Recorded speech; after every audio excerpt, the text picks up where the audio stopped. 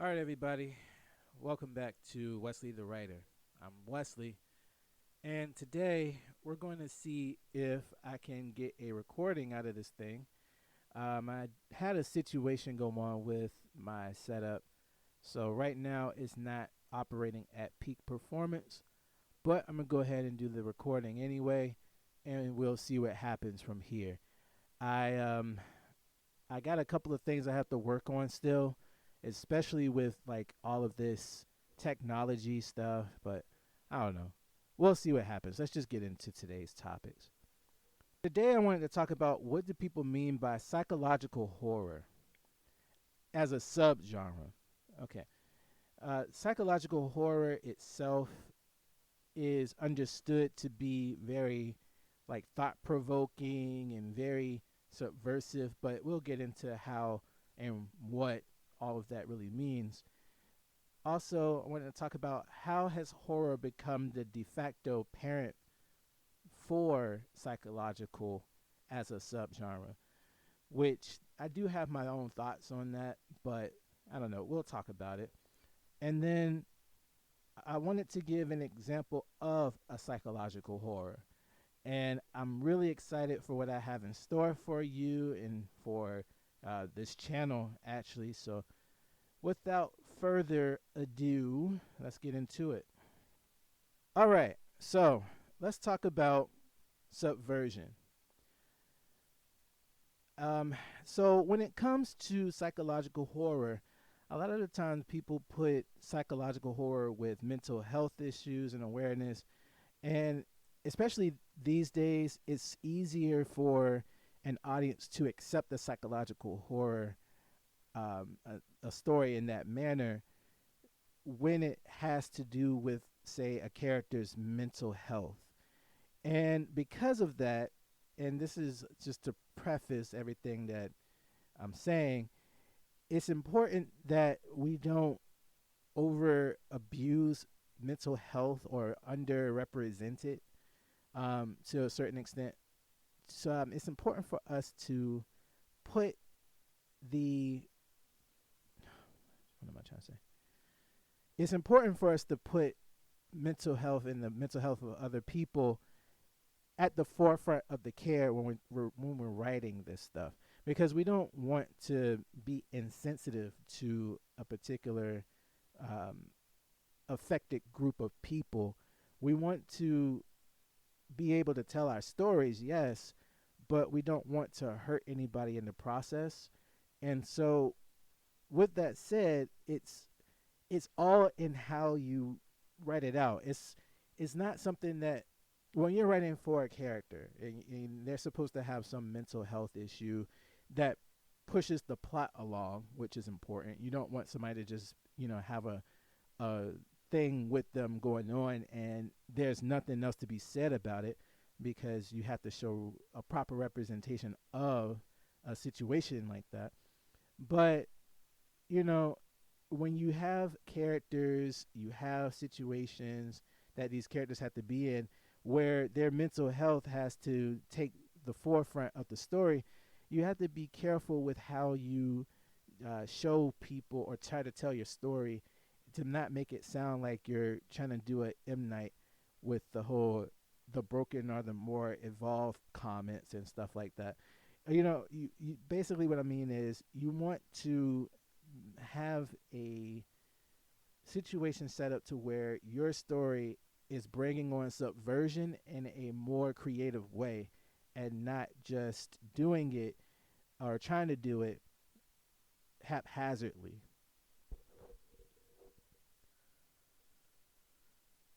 So, what do I mean by subversion? Well, subversion refers to a process by which the values and principles of a system in place are contradicted or reversed in an attempt to transform the established social order and its structures of power, authority, hierarchy, and social norms. And what do I mean by that?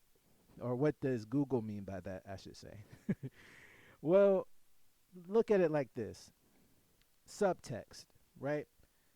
It's what's known about a situation, not what's said about a situation. And to take that, to take subtext and turn it into a subversive situation, you're basically taking the audience's expectations of what should be and flipping it, almost like a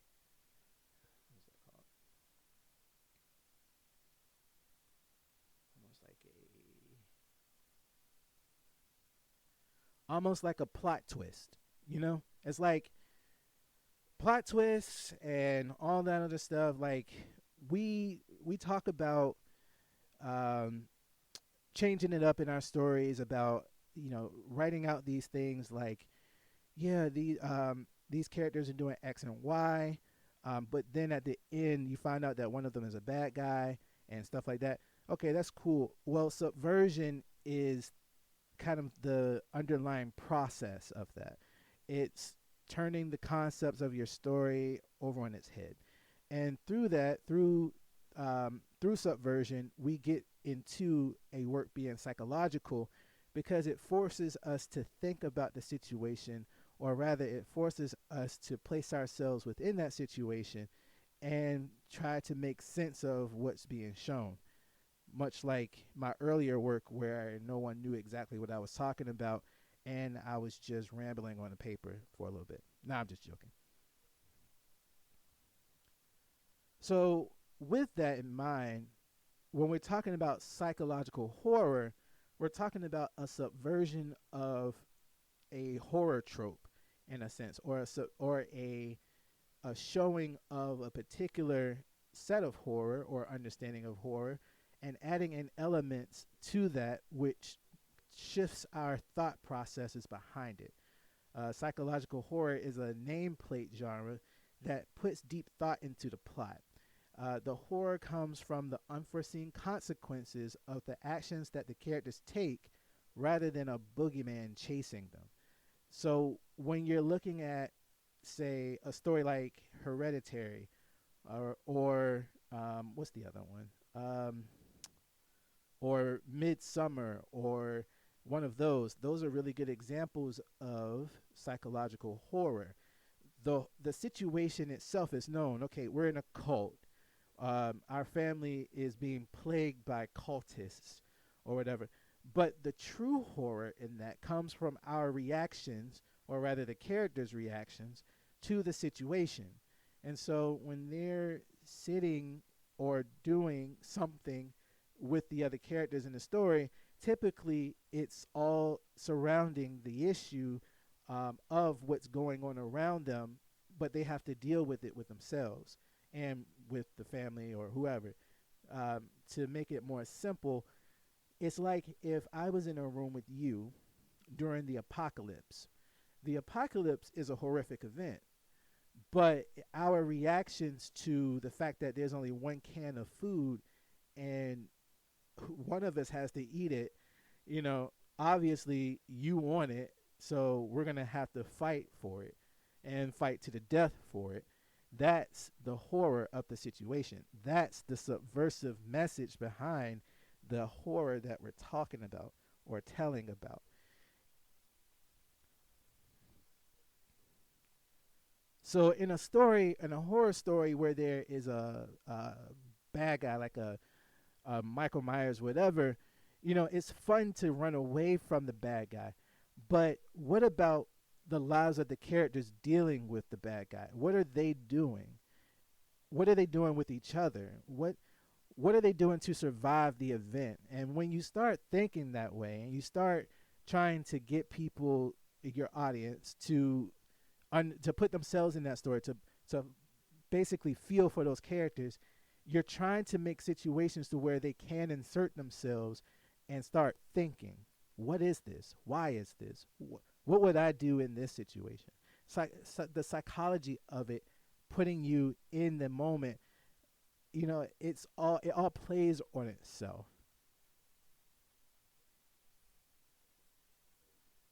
And so mental health, getting back to the mental health angle, it has been more recently been the foci of horror content for a good reason. It's when you when you're not able to operate in a quote unquote normal society where you're expected to work hard and do things with a clear mind state. A lot of times with mental health patients or people who struggle with mental illnesses, they're not able to uh, manage the way, say, like you or I would. And this isn't a means for me to just come out and start speaking for mental health people or mental illness or people suffering with mental illness as if I have one, and I don't. But it's to understand the reasons why Hollywood or why independent films push the narrative of mental health so heavily into works such as movies and shows and books and whatever. And that's really why. It's because mental health is, in its sense, a form of subversion to the social norm, to power, to structure. You know, whenever someone is not in control of their situation, it's a means for a person to feel what it means. Like, okay, let me rephrase this. All right. Whenever you have a situation where you're not in control, that is when you feel the most afraid. You feel the most fear. That horror sits in because you're not able to control your narrative, control your escape, control whatever sense of reasoning you have for whatever's going on, because you've been given into the chaos of, say, a particular illness, a particular situation, and that's just what it is. It's a loss of control. Whenever you don't know what's going to happen, that's the prime focus for fear. It's it's when you, just like with this pandemic, right? We went through this pandemic for the last couple of years, and to some people it's still going on, and for others it's already behind us. And that in itself is a statement, because it's like some people chose to relieve themselves of that fear while others chose to dwell in that fear or to let that fear pervade throughout their lives. And with that being said, that's not necessarily a negative talking point to someone who's afraid of getting COVID, but that is the mindset. It's basically you've been subverted from a normal life based off of this chaotic event that occurred a couple of years back, and to you is still pervasive in society today. And thinking about it that way, and thinking about it as far as a narrative, like putting it into a story, that is where our psychological horror, that is where our subversion goes into our creative process. And that is why a lot of people use mental health as a means to drive their psychological horror messages. When something traumatic happens and you're out of control of that thing, that is when the real issues pop up, and that you need to really make decisions for yourself and your family as to how you're going to survive and how you're going to thrive or get out of that particular situation. And as a deep thought or a deep dive into the thought process, the fear of loss of control of our lives is a terrible prospect and becomes the muse for those wanting to tell a subversive story. Fear, terror, and horror are all results of the culmination of the chaos wrought from our daily experiences. We put ourselves in these these mindsets whenever we're writing or trying to come up with something terrifying or something that would catch an audience's attention or whatever. And in doing that and trying to culminate all of that into a catchy narrative or a catchy story, we pull from those sources. We pull from those articles, the mental health stuff. And again, that's just because it's all easy, it's all there. And you could say that it has been overdone and overplayed for a long time now. But, I mean, people are going to continue to do it. And, well, I'm guilty of it too. I'm not going to lie. I've been guilty of putting a lot of mental health situations into my previous works, and now especially that I've learned a bit more and educated myself a bit more on the particular topic of mental health, I feel a bit more comfortable writing in that sense to where it's not overdrawn, overplayed, and I might have some more to some more things to work on, but I guess when you spend more time with such a thing, you get better at understanding that thing. And that's really all it is. It's just continuing on the track to understand what it is that we're really after as artists, as writers, as content creators. You know, yes, we're trying to entertain, but also we're trying to learn. Like, that's my biggest thing. I definitely am like after my own version of an education. I didn't go to a full established college kind of thing. And, well, I'm just a janitor, but I can still learn, I can still understand what the world has, to offer as far as understandings of psychology and understandings of the inner workings of society. That doesn't stop me from understanding those things just because of my particular layout in life, what paths I decided to take. We can still continue to grow in those senses, to understand the world around us and not be insensitive or not caring about a group of other people. We might use a situation, like I said, to push a story through, but that doesn't mean that it's coming from a place of not caring. And I think that's important to understand too. Whenever we're writing something for a group of people, we don't want to do it unauthentically, but at the same time, we don't want to be shackled by, some false sense of, of attacking someone. Our work isn't, or at least my work isn't meant to attack anyone. My work is to entertain and to just basically dive deeper, and I feel like that has to be said too, because, well, with cancel culture around the corner, which I'm pretty sure I'm going to get canceled at some point or another, maybe, I don't know, prayerfully not, but it is what it is, and I won't be muzzled by any of that, but I will understand that I can't just come off the handle any kind of way to hurt anyone who is suffering from something like that. So, what makes something horrific? Why does it matter? What makes something horrific? Why does it make for good storytelling? The audience has gotten smarter over the years. The Jasons and Freddys of the last era are not applicable without great revision. Ideals like the punishment of promiscuity are not scary anymore and deeply cliche. People don't want to be preached to. And that in itself is a statement that we really need to pay attention to, because if we're talking about being subversive and being in creating our psychological horrors, we need to understand that people already know what's wrong in the world. They already know what constitutes as a social good and bad. And for us to come in and try to heavy hand that, or heavy hand a message through some weird sense of, oh, this is the price you pay for having sex out of wedlock or whatever. When we do things like that, it makes our work look weak.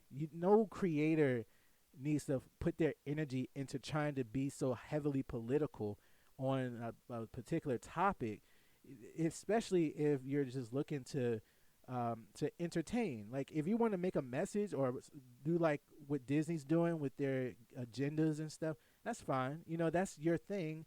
And I mean, it's not fine for my circle.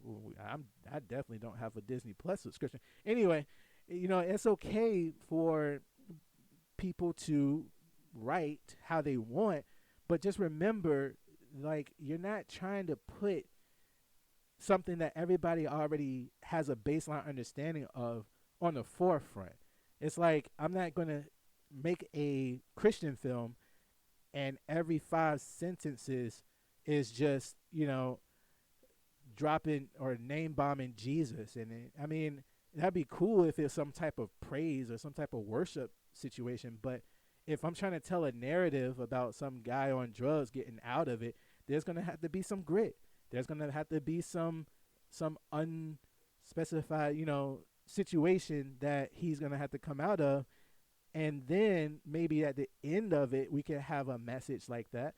But you're basically drowning your story in rhetoric, and no one wants to sit down for 2 hours listening to a lecture on what they should be doing with their lives unless they pay money for it. To go to an actual lecture hall and listen to, I don't know, Jordan Peterson tell them how weak they are or whatever. I don't know. Now we have to dig deeper into the collective human consciousness and derive our tellings of the horror. Now we have to dig deeper into the collective human consciousness and derive our tellings of the horrible from what is understood to be truly horrible. When what we're comfortable with is taken away, our sense of security goes with it. And that is how we come up with our horror. We know we're talking about taking the power from you, from the audience, from the characters, and giving it to a chaotic force. We're giving it to the dragon. We're giving it to the monster that hides in the closet, whatever. The Babadook, the movie The Babadook, and the book, coincidentally, also dealt with that. It's all about the loss of control. It's all about, a situation coming out of like grief or something, but still having to put the pieces together. And sometimes you just can't do that. Sometimes you can. But that's the mindset, right? Like, that's what you're supposed to be doing. That's how you're supposed to be doing it. You're supposed to be looking at the situation that you're in a sense that you're the main. I'm sorry. What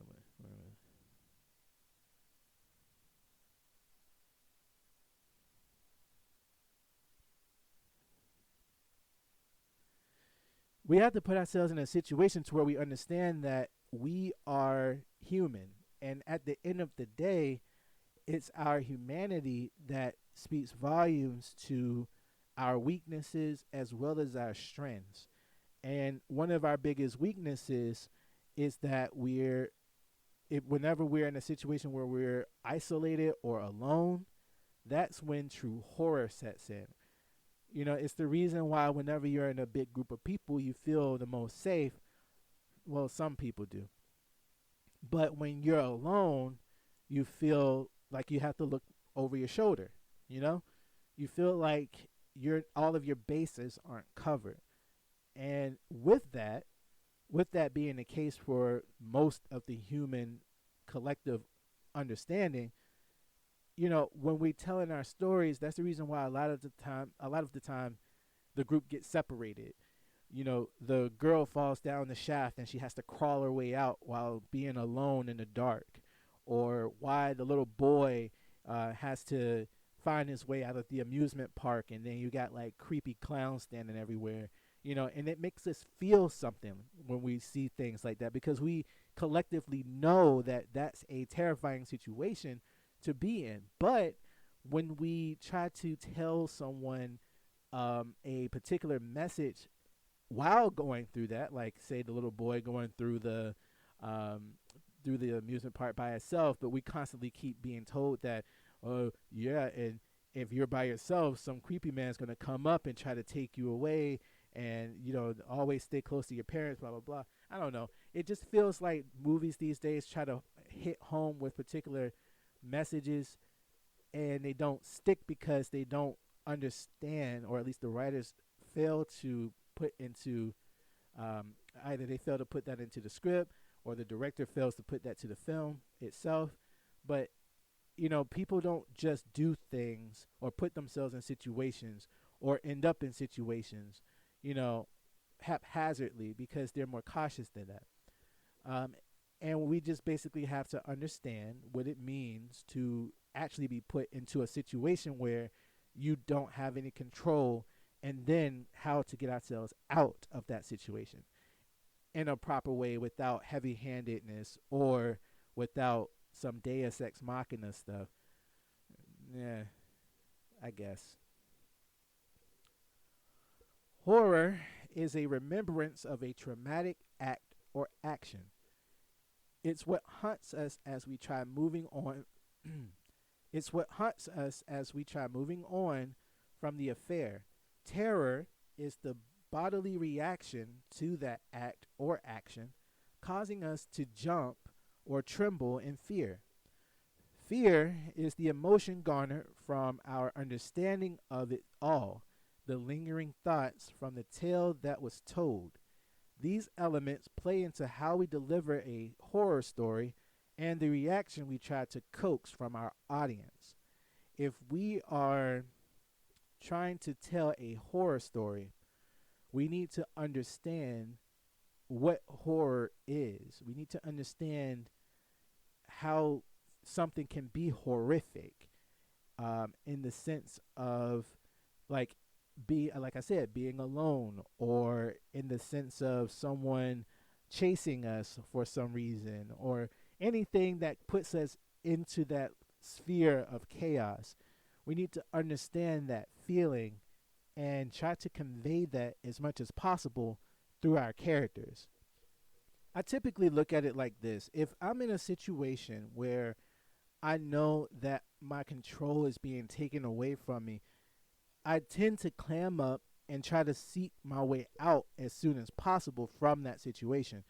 And even though I get out of that situation, when I get out of that situation, I still remember that situation. And it, in that sense, that's what allows us, well, it evolved with us, that remembrance of that traumatic event, to help us not get back into that event or get in back into that situation. That haunting, like that almost post traumatic, um, that post traumatic remembrance. That is the bodily reaction that I talked about with terror. That's what that terror is. It's what causes you to tremble when you remember what happened, or when you see a similar situation happen to someone else. It's the one spark that would most likely reenact that post traumatic stress. And that in itself speaks volumes for us as creators, knowing that that's the reaction that we're trying to get with our works, those emotional reactions from our audience. We want to create situations where what we write conveys a pseudo remembrance or some pseudo thought process that the audience can either relate to, think back to, put themselves into a situation, and allow them to be entertained through their terror. As terrible as that sounded. But I get the reason why most horror films don't really take that route, especially more the mainstream ones, because if you're talking about traumatizing your audience, I mean, I get it. I really get it. It's like you want to be able to sell your thing. You don't want to have people like not attend your work because it's like way too scary or whatever. But I got to argue against that, because a lot of the good known horror films of the past did just that. Man, oh my gosh, The Fourth Kind. Like, some people were laughing at that movie. I was terrified because I'm like scared of aliens. Or like Paranormal Activity, where you just like walking do, and all of a sudden, like a book or something falls in your house, and you're like, is that the demon from the movie? It's like, oh snap. You start thinking like that, and people enjoy that. I mean, when it came out, those movies came out a while back. I enjoyed thinking of them like that. It was like, oh man, like, what if you were in that situation? I don't know. Okay, all right. Anyway, fear is the overall emotion that we are looking to garner and basically have be pervasive in our work when we're talking about horror films. Um, and and with those elements playing into how we deliver the horror story, we're looking at how we can make a very frightening project really be rememberable, or be something that people remember. And you know even moving on from that project, have people want to go back to it to remember what it was that got them so freaked out in the process. It's like movies like that where you got scared and you got terrified or whatever. You know, those are the ones that you buy, because those are the ones that you, especially if you're a writer and you like want to understand how to garner those reactions from people, those are the ones that you buy and you research, and and it comes out pretty decent for you as a writer whenever you incorporate things like that, or you come to understand things like that. I feel that it makes you a better writer in the long term when you're able to dissect the things that terrify you. Oh man, I love this one.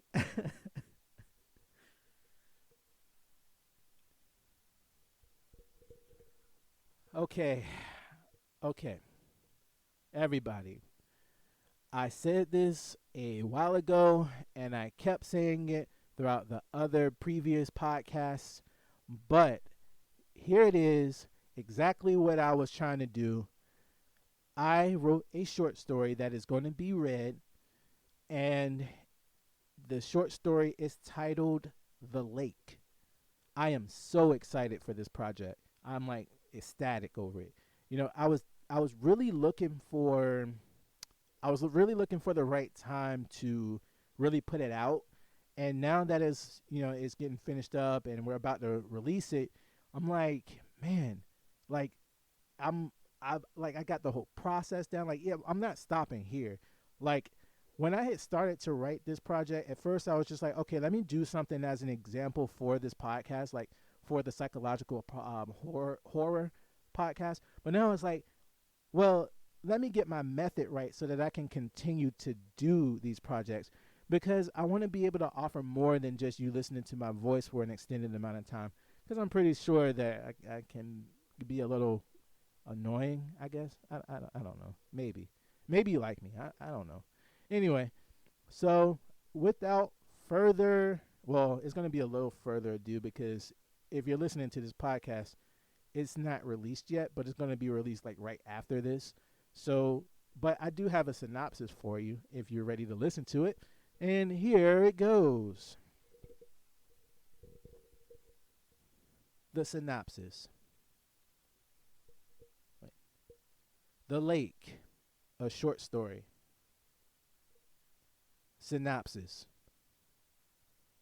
During an During a seemingly chance encounter at his office, Lou Higgins meets and begins dating a beautiful delivery woman named Marissa Ferguson.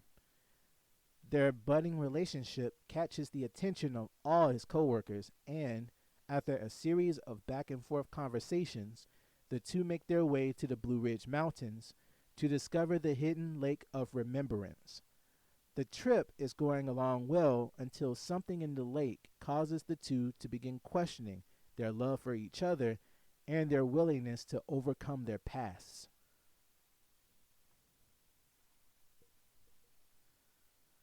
All right. Okay, so I do have some thoughts on the short film, or short film. I do have some thoughts on the short story. I will save my thoughts for another podcast. Um, okay, so basically, and a minor spoiler alert here.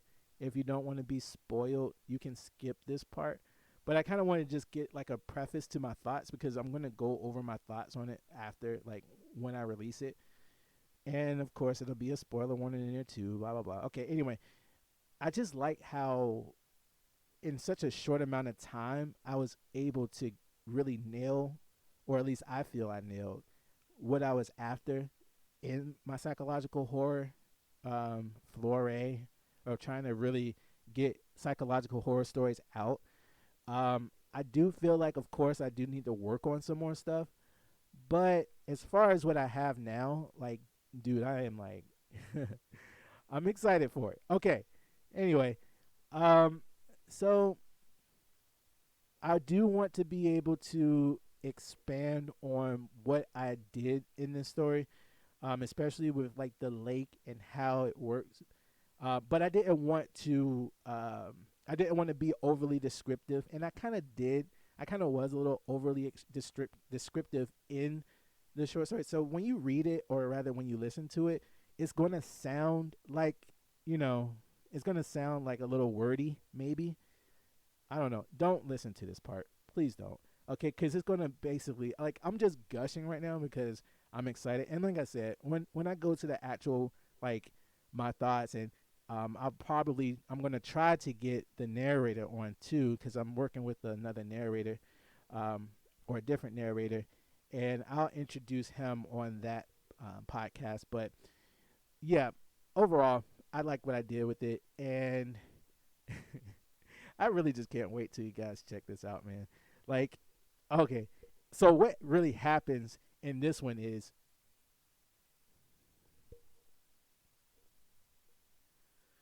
psych. In conclusion of this podcast, horror can be what you want it to be, but the best genre pieces are the ones that have solid stories behind them. And that's important to understand. It's like, if you're going to tell a story about a mentally ill person and going through a situation with some psychological horror elements thrown in there, make the story good. At least don't just throw like, oh, he's crazy and he has this, it's because of this that this is the issue, and all the other stuff. No, that doesn't really work well, and it's not really relatable. And that could be me shooting myself in the foot, because I can't really relate to mental illness. But I can say that I can write a decent story around a character and have that character have some quirks about them. And if that's a quirk, meaning the mental health issue, and I'm not trying to exploit that, I think that it's okay. I feel like that's okay. Um, be the judge for it yourself. Leave me a comment about it if you want to. I really feel like having open discussions about stuff like this is important, and not just some bashful, oh, don't talk about this because you don't experience it kind of mindset. That doesn't really play well in our society. So, yeah, let's just keep an open, general conversation. And I would really like to hear what people think about the topic. But I really just feel like, if you're going to have mental health characters in your story, you definitely should not try to exploit them by just making the story all about their mental illness. And then, or if you do, don't make it to the point where it's like preachy, and everybody has to either bow and curtail to the mental illness, or they're such a victim that nothing can be done, but also they win at the end. Anyway, yeah, I just M Night, man, he got me. He got me with that last one. That what was it, Glass? Oh man, that he got me with that one. Using mental health to be subversive with your content may seem like an easy out, but you have to be careful with how you do it. The broken are not the more evolved. I had to throw that in there. The Lake is a project that I'm really excited for, and I really would like to have a deeper discussion on it. And with all of my work, I'm really excited to have people come on and have, share their thoughts on it too. So I don't know how this is going to work out, but I would really be open to having discussions with people on my work, or just talking about what work we can analyze and stuff together. I'm really excited for the podcast as a whole, because there's a lot that I can do. I do need to have more time to do it all, but I'm working on that. I'm also working on the equipment situation, so please bear with me. There are a few things, like especially with this mic setup thing, it's like, it's killer. Um, but I don't know. For now, I think that I can leave it where it is. There are more short stories coming, a lot more. What I'm gonna do though, and what the plan is for me to start doing books. So a few of the stories that I'm going to start doing chapter releases. of some work. And again, just comment, let me know if you like the directions or where this stuff is going. I am going to continue to do what I want to do, but I definitely appreciate input because it lets me know that, I'm not just I'm not just on an island by myself, but I'll be here by my own. I'll still keep doing my own thing. It's just, if you're listening and you're following along with me, don't be quiet. Just let me know. Let's have some conversations. Let's get to enjoy writing and the process of storytelling together. That's really what I'm after. So, um, yeah, I think that was everything. All right, guys. Thank you so much for listening. Um, and I will catch you all next time. I'm gonna try to do shorter podcasts from here on out. So the next ones that you will get from me will be a lot shorter. I'm gonna aim for a daily release of my episodes. So I kind of like the way that I did it, or the way that I had it in my head. And what I'm going to be talking about next, I'm going to be aiming to talk about actually making money as a creator or as a writer. But again, that's coming up later. So, yeah, catch you guys in the next one. I'm out.